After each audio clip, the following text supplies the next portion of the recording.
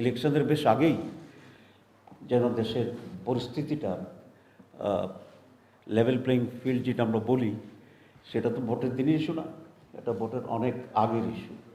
তো সে কাজগুলো যেন গভর্নমেন্ট শুরু করে। এই রিফর্মস প্রসেসে এবং ইস্যুতে আমরা দলীয় দৃষ্টিকোণ থেকে এটা বিবেচনা করছিলাম। এটা আমরা দেশের স্বার্থে জাতীয়ভাবে সকলের কল্যাণ কোনটি হতে পারে সেটি হচ্ছে আমাদের বিবেচনার বিষয়। সে কারণে আলাপ আলোচনার ভিত্তিতে যেটা উত্তম হিসাবে বিবেচিত হচ্ছে বেরিয়ে আসছে, আমরা সেখানে আবার আমাদের মত চেঞ্জ করে আমরা ঐকমত্য পোষণ করেছি। তো এটা এই জন্যেই যে আমরা যখন বুঝতে পেরেছি আমাদের যে সিদ্ধান্ত চিন্তা তার চেয়ে আরও বেটার হতে পারে জাতির জন্য এবং দেশের জন্য। এবং জামাত ইসলামী কখনোই তার সকল কর্মকাণ্ডই দলকে লক্ষ্য করে, দলের অর্জনকে লক্ষ্য করে আমরা বিবেচনা করি না। আমরা ব্রডার পার্সপেক্টিভে দেশের এবং সকলের কল্যাণের বিবেচনা করি। আজকে সে বিষয়ে আজকে আলোচনা হবে। গত আলোচনার পরে ইতিমধ্যেই অনেকগুলো ঘটনা বাংলাদেশে ঘটছে এবং কারো কারো বিশ্লেষণ হচ্ছে যে এর পিছনেও দেশকে আনস্টেবল করার জন্যে ষড়যন্ত্র আছে এবং সেই ষড়যন্ত্রের বহিঃপ্রকাশে হচ্ছে নানামুখী এ সমস্ত আনরেস্ট তৈরি করার একটি প্রক্রিয়া। আমরা এই ধরনের ষড়যন্ত্রের নিন্দা করছি এবং এই সরকারের প্রতি আমাদের অনুরোধ থাকবে তারা যেন আরও দৃঢ়তার সাথে এবং সঠিকতার সাথে পরিস্থিতিকে মোকাবেলা করে। সমস্ত পজিটিভ কাজেই আমাদের সমর্থন থাকবে। এই সমস্ত রিফর্মস কমিটি ইত্যাদি পরে আমরা যেটা বের করে আনতে চাচ্ছি যে এবং মূল লক্ষ্য হচ্ছে আমাদের আগামী নির্বাচন যদি সুষ্ঠু হয়, সঠিক হয় এবং অবাধ হয়, সন্ত্রাসমুক্ত হয়, এটি আমাদের একটি প্রধান লক্ষ্য।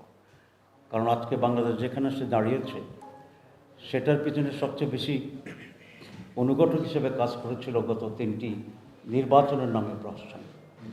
এবং বাংলাদেশ যদি এই ব্যাকলগ থেকে বেরিয়ে আসতে হয় তাহলে একেবারেই গ্রহণযোগ্য একটি সুষ্ঠু অবাধ নির্বাচনেই এটার সলিউশন। আমরা দেখছি যে নির্বাচনের ব্যাপারে খুবই সুস্পষ্ট একটি টাইমলাইন না থাকার কারণে রাজনৈতিক দলগুলোর ভিতরেও নানা রকম অস্থিরতা কাজ করছে। আমি এই জন্য ঐকমত্য কমিশনের প্রতি অনুরোধ জানাতে চাই, ওনারা অনেক পরিশ্রম করছেন, সেই জন্য ধন্যবাদ। অনেক ব্রেইনস্টর্মিং করছেন, সেই জন্য ধন্যবাদ। একটানা কন্টিনিউয়াসলি এই বিষয়ে ওনারা এক্সচেঞ্জ করছেন মতের, সেই জন্য ধন্যবাদ। তবে আমি মনে করি এখানে খুব বেশি সময় না নিয়ে আমাদের একটি ঐক্যমতে পৌঁছানো উচিত এবং যে সমস্ত ইস্যুগুলো অত্যন্ত বেশি গুরুত্বপূর্ণ পলিটিক্যাল স্টেবিলিটি এবং ফেয়ার ইলেকশনের জন্য, প্রপার ইলেকশনের জন্য, সেগুলোকে গুরুত্ব দিয়েই আমি মনে করি একটা সিদ্ধান্ত চূড়ান্ত হওয়া দরকার এবং যথাশীঘ্র সম্ভব এরপরে নির্বাচন অনুষ্ঠানের ব্যবস্থা গ্রহণ করা দরকার। তবে আমি ব্যক্তিগত মনে করি যে আগামী নির্বাচনও একেবারেই সঠিক সুষ্ঠু হবে এরকম পরিস্থিতি কিন্তু এখনও লক্ষ্য করা যাচ্ছে না। কারণ কোনো কনস্টিটিউয়েন্সিতে ইতিমধ্যেই নানা সমস্যা দেখা যাচ্ছে।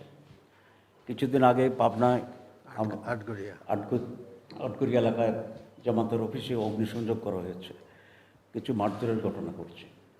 এখনও নির্বাচনের ডেটই হয়নি, এখনই জায়গা দখল, এলাকা দখলের প্রতিযোগিতা হচ্ছে। শুধু নির্বাচন কমিশনের যে রিফর্মস কমিটির চেয়ারম্যান এখানে আছেন, আমি ওনাকে ওয়েলকাম করছি।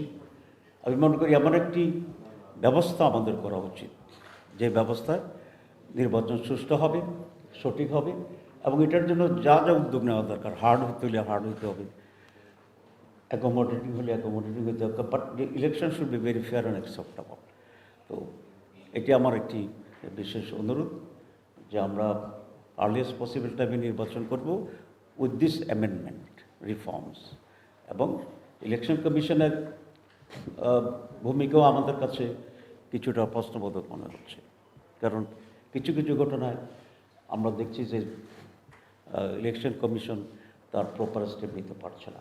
সেক্ষেত্রেও আমি সরকারকে অনুরোধ করব তারা যেন খেয়াল রাখে এবং ইলেকশনের বেশ আগেই যেন দেশের পরিস্থিতিটা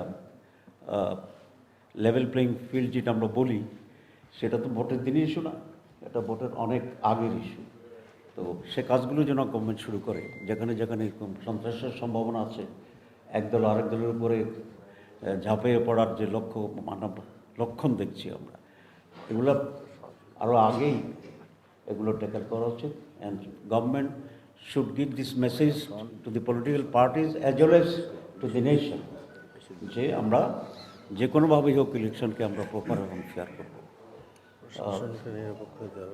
এবং এক্ষেত্রে সরকারকে একেবারে নিরপেক্ষ হওয়া দরকার, জেনে অথবা না জেনে। কিছু কিছু স্টেপ এমন আছে যেখানে মনে হয় যেন একটা নিরপেক্ষতার অভাব আছে অথবা ইফিসিয়েন্সির অভাব আছে। তো আমি এই বিষয়টি সরকারের প্রতি দৃষ্টি আকর্ষণ করছি।